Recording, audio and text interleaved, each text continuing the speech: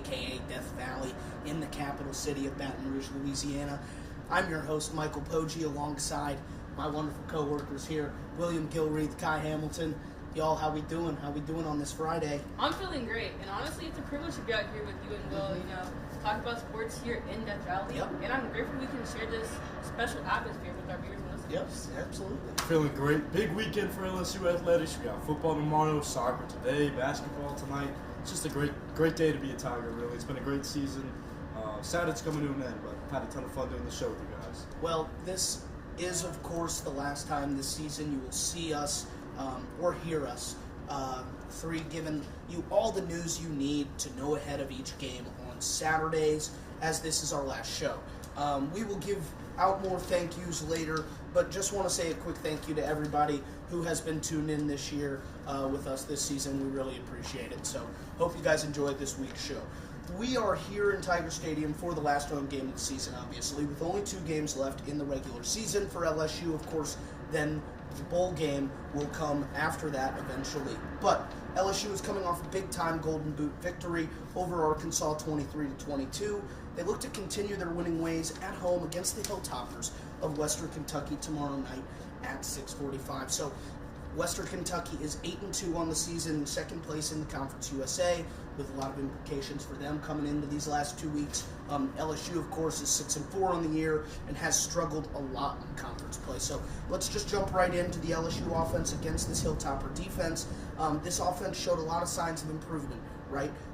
Including the opening up the playbook a lot more. And this offense is going up against a Hilltopper defense that has also struggled a lot this season, right? So they're ranking in 98th in total yards per game. So what is the key for LSU in the offensive side of the ball on Saturday night? Well, the key is to establish an early offensive run game to achieve offensive balance and play-action success. The Hilltoppers' defense has struggled significantly against teams like LSU. Right. And then you mentioned the playbook. You have to be open to consistent run success in the foundation for deep, very play-action passes that LSU offense is built on. With Western Kentucky's defense having to commit more defenders to the box to stop on the run game, the pass will be opened up for LSU's top receivers. Right. Yeah, I completely agree. I mean, last week LSU really did establish that run game. It was probably their best rushing performance of the season. Yeah, in total aspects, right. Yep. And I think if you can continue that this week, that's huge for you. Obviously, you're not going to have Garrett Nussmeier. You've got to start Michael Van Buren again. We'll get to that in a little bit. But, last week they opened up the playbook. Last week it felt like a rejuvenated offense. Yeah, they did. And if they can just carry that over, they got a lot of momentum. They've got talent. They had fun last week. Right. That's the biggest thing. Have fun. Just play football. And Alex Atkins, I'll give him credit. Frank Wilson, give him credit. Cortez Hankton, give them credit. I mean, they installed some packages. They installed some plays, some different looks, and it worked. It won them the football game last week. And it's going to need to happen again tomorrow night. And I think seeing that last week was a lot of reassurance for LSU football fans and people that have followed this team closely, just because you like seeing them change it up a little bit. You like knowing that stuff hasn't worked all year long, so guess what? You got to try stuff up. You got to just make things up at some point, and that's what they did last week. They did it all in one drive, and it ended up working out. And you want to see that more this week. But the run game, like you mentioned, is crucial. You want to see both of these guys, in Caden Durham and Harlan Berry, really get touches, and you want to see them getting loose throughout the game. And then also you want Michael Van Buren to play well. You need him to play well. This is losing his red shirt. Boom, he's done. So guess what? Next year he's a junior, right? So when you're putting him in this game, you want him to go out there and show out. You want him to, give you some reassurance going into this next year, since you're not giving him that red shirt. So obviously, MVP Michael Van Buren showed a lot of potential last week in making key throws in key situations. Nussmeier, of course, is not going to play in this game tomorrow night. So what did you like last week from Van Buren, and what are you expecting from him tomorrow night? It was that 12-yard pass to Bowershot. That's what got me. That was precision. That was accuracy. That was everything we needed from a QB. So I expect to see more of that. He can use his legs. That's something different that Nussmeier really didn't have in his pocket. So I want to see the run game really established in tomorrow night's game. I think it's his play style, too, that allows them to run the football a lot better because he only had 36 rushing yards last week, but he had a 35-yard carry. I mean, that's a season high for LSU from a quarterback at least. And so it's that dual threat, aspect that might make a defense hesitate a little bit. Early in the season, LSU ran a lot of RPOs. They ran a lot of read options. And everyone knew Garrett was not going to keep the ball. They knew he was going to hand it off. Well, now with Michael Van Buren, it's like, is he going to keep it? Is he going to hand it off? Like, it just challenges the defense to install a whole nother aspect, and they have to spend more time preparing on something that they wouldn't have had to if Garrett was going to start. I feel terrible for Garrett Nussmeier. This is not the way you wanted it to end. He's grew up an LSU fan, was here for 5 years. Came back, won't get to play on his senior night. Really do feel just terrible for him. But Michael Van Buren does offer a better skill set for the offensive situation LSU is in right now. They do. And you know what? I think what he did well last week was stepping up in the pocket when needed to, right? He stepped up in the pocket when it collapsed. He was able to get out when it happened. And just being able to make sharp throws on the run, being able to make timely decisions while on the move and not standing in the pocket was very crucial for me to see. Obviously, that isn't something we've seen all season. Him and Garrett Nussmeier are two completely different quarterbacks. And I think Garrett Nussmeier obviously gives you a lot on this offensive side, so you really feel that he hurt that he's not playing in this game tomorrow night. But at the same time, like Will said, Van Buren gives you a lot of options, and he gives you a lot of opportunity, and you like him stepping up at the pocket. You like him making that 35-yard rush. You like him going out of the pocket and hitting power sharp in the end zone. You like seeing all those things, and that really isn't stuff that you've seen all year from the quarterback position as an LSU football player. So I think it's very important that we see more of that tomorrow night. And honestly, like, you're going up against a group of 5 school, you want to see your quarterback, your supposedly redshirt that isn't redshirting anymore, the same guy that started almost every game for Mississippi State last year as a true freshman. You want to see that athleticism, you want to see that precision, and you want to see almost perfection. And I think Van Buren can give you that, and I'm expecting a lot from this LSU offense, especially the way the ball was opened up and the playbook was opened up last week. One thing real quick, too.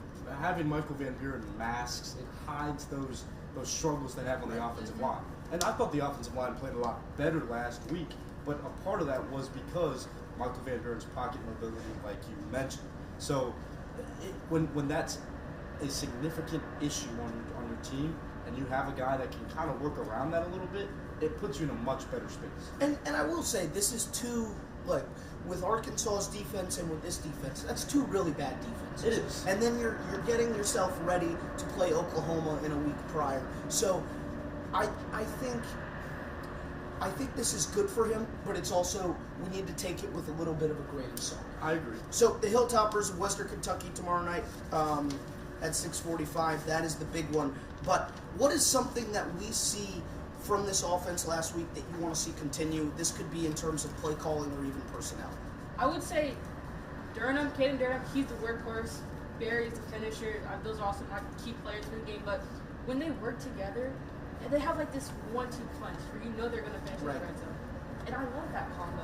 And then going off the play calling, allow Michael Van Buren to be a dual threat, really, and use his legs in critical situations, to keep Kentucky not knowing what to do. Right? Yeah, and I really loved the creativity we saw last week. I mean, we haven't seen that from the LSU offense in, I can't even tell you how long. It's been a while. And some of it worked, some of it felt a little bit forced. So I think if they can keep up the creativity, the trick plays, it's obviously a great thing. It's exciting to watch. But manage it a little bit different. Don't put it all in on one drive. Sporadically throughout the game. I think that sets them up for a lot of success. And I completely agree about Caden Durham and Harlan Berry. You saw what happened when they both got the chance to get going. And so it's a big opportunity for both of them tomorrow. And I was just about to say, I love that you mentioned that. I've been calling him Boom and Zoom all week, and I've been having a lot of fun with it. And I love the way you can kind of give Durham the ball in that goal line scenario. I think it's really crucial, especially for teams in this day and age, to have a power back and a speed back. I think it's really crucial. I think he opens up your offense. It isn't just one-dimensional. It gives you two different sides of attacking the football with the run game, and then having a guy who can kind of make moves in the pocket and run.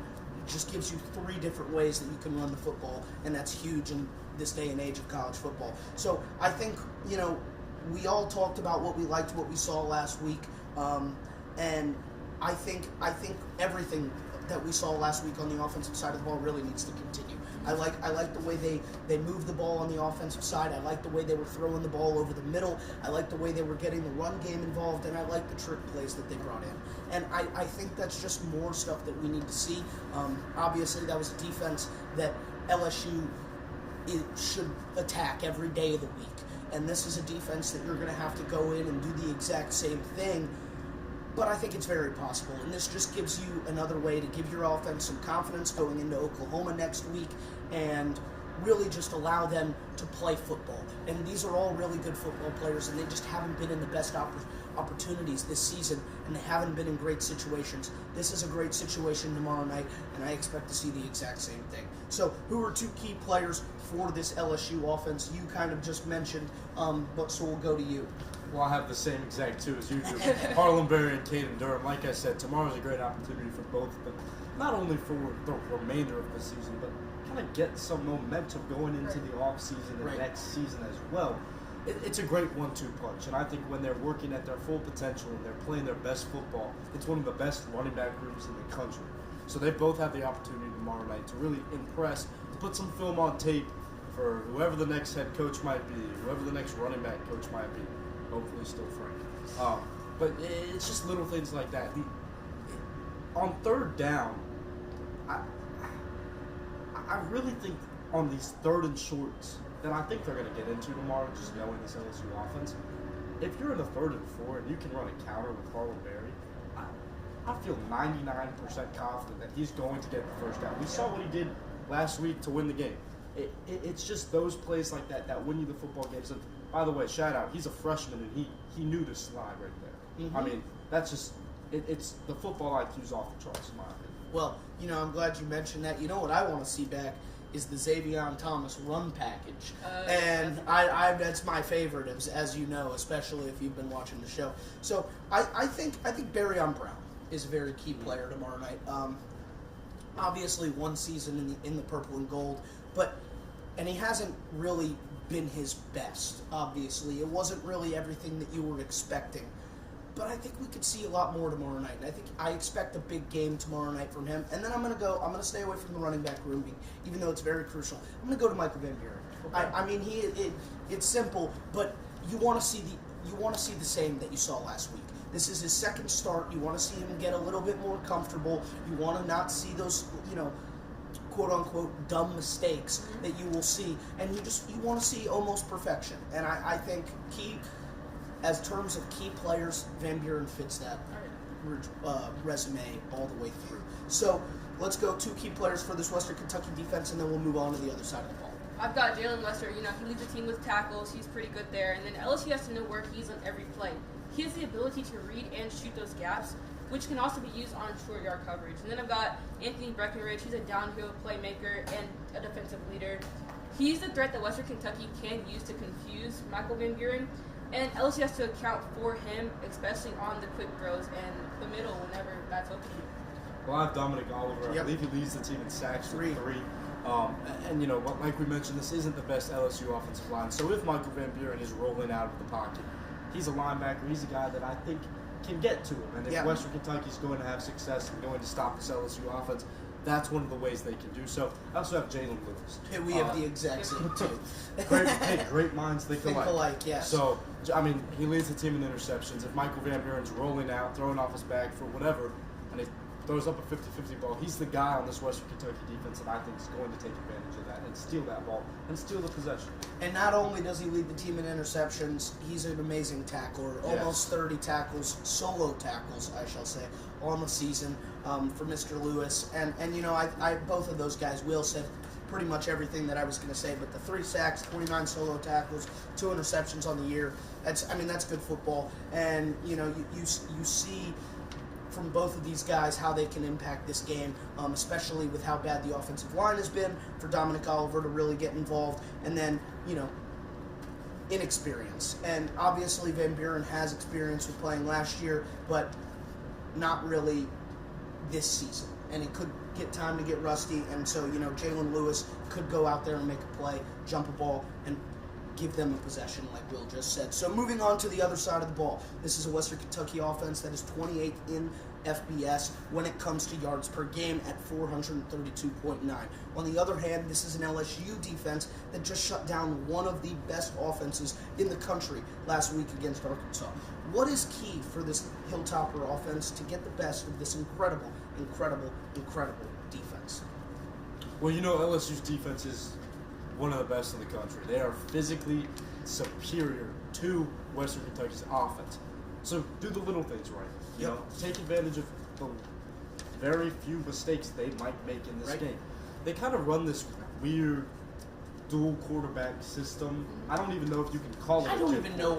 I don't know. But they have so weird. They have a guy that can come off the bench and can run the football. And look, LSU did a good job stopping Taylor Green last week, except for the one play. A couple plays, it happens. But that's an area where Western Kentucky can find some success tomorrow. And so I really think it's play smart and understand that LSU's a better team than you. So don't be stupid. Don't challenge Mansour Delane in one-on-one coverage. That's just Arkansas stupid. tried that last week. It doesn't work. It did not work. Yeah, like you said, playing smart ball. They have to run as many plays as possible because, just wearing down the defense. That's really the only thing they can do. They're going to try to, attack linebackers, but when you have our defense, that's kind of possible. Right. Yeah, no, I think, they kind of need to give LSU a taste of their own medicine. I think opening up the playbook is really huge for this Hilltopper offense. Throwing in a couple trick plays, misdirections, I think that's really important. Get this LSU defense kind of on their toes a little bit. And I think that's one of the only ways this Hilltopper offense is going to be able to really get at this Tiger defense. But obviously the run game's important as well. And this is an LSU defense that has struggled at times against the run. So I think if you're able to run the football and add a couple misdirections, a couple trick plays here and there, you do have a weird two-quarterback system going on, it could catch them off guard, and you might be able to make a couple plays. The Hilltoppers bring in a quarterback by the name of Maverick McIver, and this is their main quarterback. McIver has thrown for 1,800 yards, 1,863 to be exact, this season, as well as 12 touchdowns and 5 interceptions on the year. What does he need to do to be successful for this Hilltopper offense? Well, first, go ahead. No, you go. Well, first of all, great name, by the way, Maverick McIver. Excuse me. But to me, it's just he has to get into a rhythm. Look, when you run dual quarterback systems, it's hard for one guy to get into a rhythm because you're afraid if you make a mistake, you're going to get pulled. Right. So you're playing a little bit scared. Right. In his case, he just needs to go out and just play with a little bit of confidence. Like, Western Kentucky can move the football down the field. They're, what did you say, 28th in the country? Yep. They can drive the ball, and they do it over an extended period of time. They wear this LSU defense out. Right. It's those little plays, those 5-yard out routes. That's where they can take advantage in the flats. Right, and he's going to have to get the ball out quick because... Yes, exactly. But not just quick, he has to be precise. If he just throws the ball up, we're going to see the same defense that we saw versus Florida versus Clemson. I feel like we're going to see a lot of that tomorrow night. But he has to get the ball up quick, he has to be accurate. And he can't just pass to the same people. He has to get the ball open. He has to get the ball moving. Right. Opening up the offense, keeping that playbook open. He has an opportunity. He's struggled this season, obviously, and I think that's why they kind of bring in that two-quarterback system every now and then. But I think he has an arm. He has an arm, and he can sling the rock. The problem is you're going up against the secondary at LSU that is just really good. And has been good all season long and has gone against the best talent in the SEC all season long. So, no offense to anybody on Western Kentucky, but this is not the hardest challenge that Mansour Delane, A.J. Halsey, and Tamarcus Cooley, P.J. Woodland, that they have gone up against. So, I think the biggest key is keep it simple. Keep it simple. Make your right checkdowns. Make your smart plays. Make those short plays. and because eventually those short plays add up to be big ones. And so I think that's the biggest for this offense, and that's the biggest for McIver for the Hilltoppers. So we saw a big game last week from Harold Perkins as well as Mansour Delane. Who are you expecting to have that breakout game this time around? Hey, if they're rushing the ball like they really need to, I've got Tank, Jacobian, okay. He is my pick. He's a guy who can get in there fast. He's a ball disruptor when he needs to be.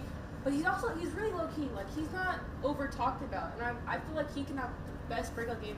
Well, not breakout game. He can have a really good game tomorrow. Man, I've never seen a man run faster than when he got that stop at the 1 yard line and sprinted all the way down to the 15-yard line. I've never seen anything like that before in my life. Well, once again, great minds think alike. That was my pick too, but I'll switch it up.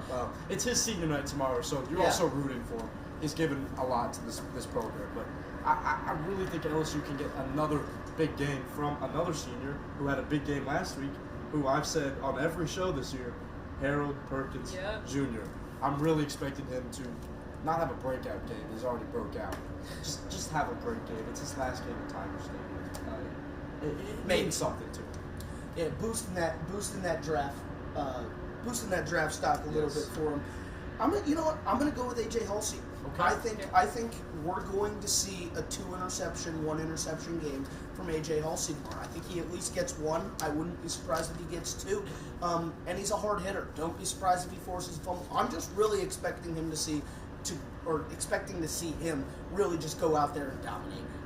He, in my opinion, is the second best safety in the entire country. Caleb Downs has to be, but he's right there. And best in the SEC. Best in the SEC, and he's right there. And he's been incredible all season, and he's been one of the best additions for this LSU defense, for this LSU roster. And I'm expecting a big game out of him. It's his senior day as well. Obviously, he's only been here for 1 year, but you're really rooting for the guy. He's given a lot in this year that he's been here. So, two key players for this Western Kentucky offense. Starting with you, let's go. All right, I've got Matthew Henry. He's the primary offensive weapon for this team. He leads in receiving yards and touchdowns. He's a big play threat in offense that likes to go deep.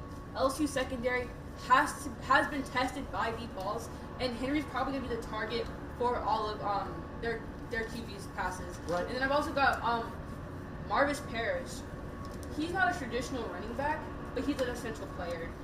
He leads with the 30 reception that he has this season. And then LSU's defense, particularly like their linebackers, they have to be ready to shed those blocks and make tackles in space on those quick running back screens and checks down, because Parrish has the speed to turn a 5-yard play into 50 yards. And so does Henry. Henry can move, and so that's very crucial. Tackling important. Well, I have McIver and Lavelle Wright. McIver, obvious reasons, that's your quarterback coming into a hostile environment. You need him to perform if you want to pull off the upset. Lavelle Wright's a really interesting player to me. He doesn't lead them in rushing yards or carries, but he has 8 rushing touchdowns. And their leading rusher in terms of yards, 0. Lavelle Wright, 8. I feel like that's not really common. I don't know the last time I've seen something like that. So, I think he's a physical back that he can have success tomorrow. If a pocket opens up, if they get into a goal-to-go situation, that's the guy they turn to.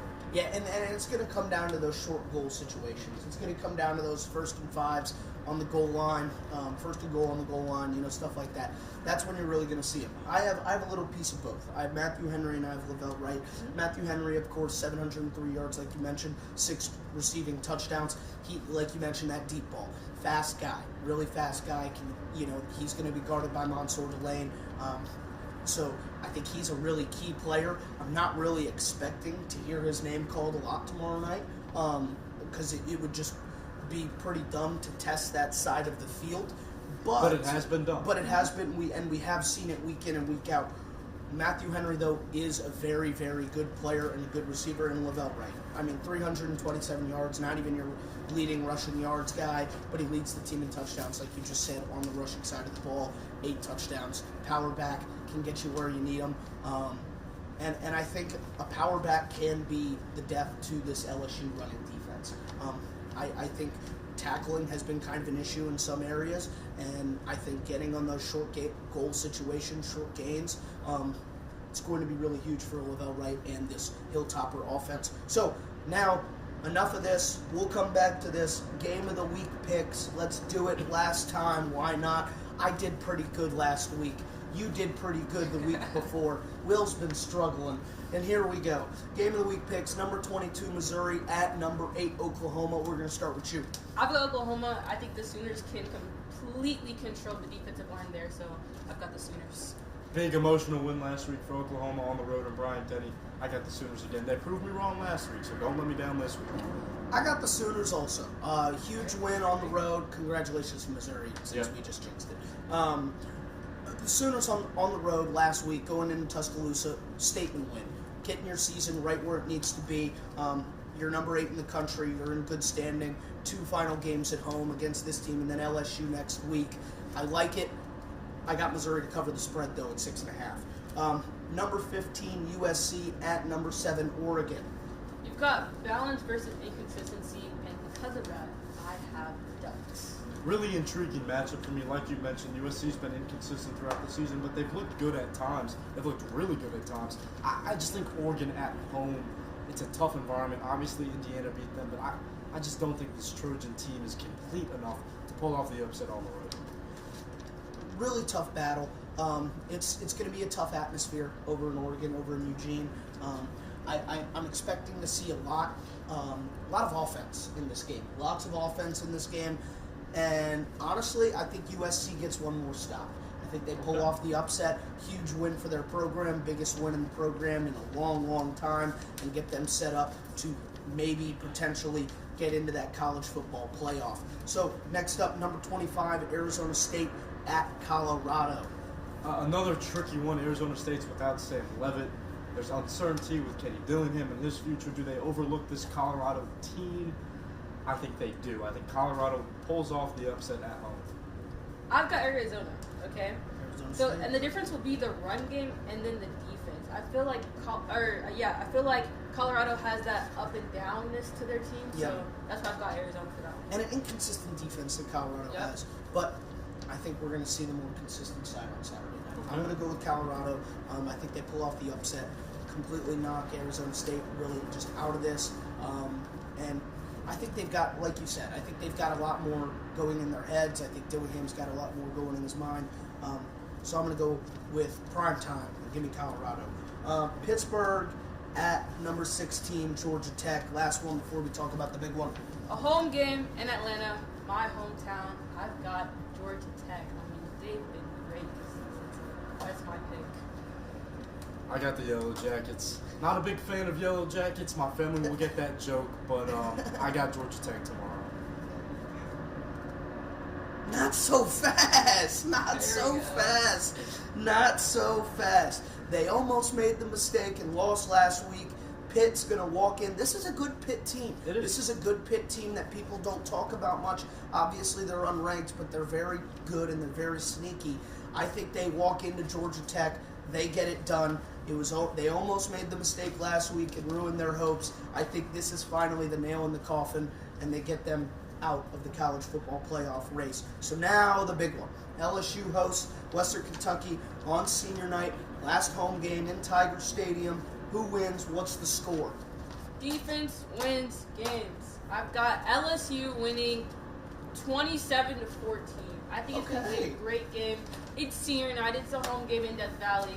I mean, what more can we get from this team? No 40-point bombs this No, week. no. We're not playing that one again. All right. Well, not a 40-point bomb, but I got a 30-point bomb. I think Okay. LSU wins 38-13. Yep. It's senior night.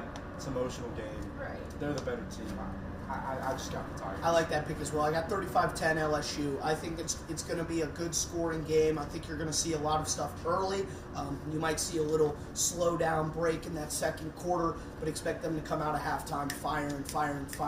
All right, this is a big game. Coach Frank Wilson, they're not sleeping on anybody. They just want to go out there and win, and they're preparing themselves for next week for a big test to ruin somebody's season. Another opportunity next week in Norman, Oklahoma.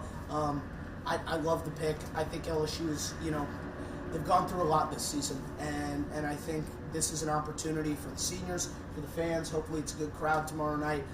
Give everybody what they want. I'm excited. And I think it's going to be a good one. But I think offensively they're just going to dominate, and then the defense is going to show up and do what they do every week. So that's going to do it for us here today, y'all. Wow, I just want to thank the entire LSU communication staff for allowing us to do this entire stadium all year long, especially Michael Bonnet and Kent Lowe. Thank you to Will and Kai for joining me always every week, dealing with my shenanigans, getting the questions out. So I appreciate y'all. I truly had an amazing time talking about LSU football week in and week out with y'all. So, and the biggest of thank yous, goes to all the viewers for taking time each Friday, listening, giving our opinions and insight on LSU football. I'm Michael Poggi, and this has been the KLSU Tailgate Show.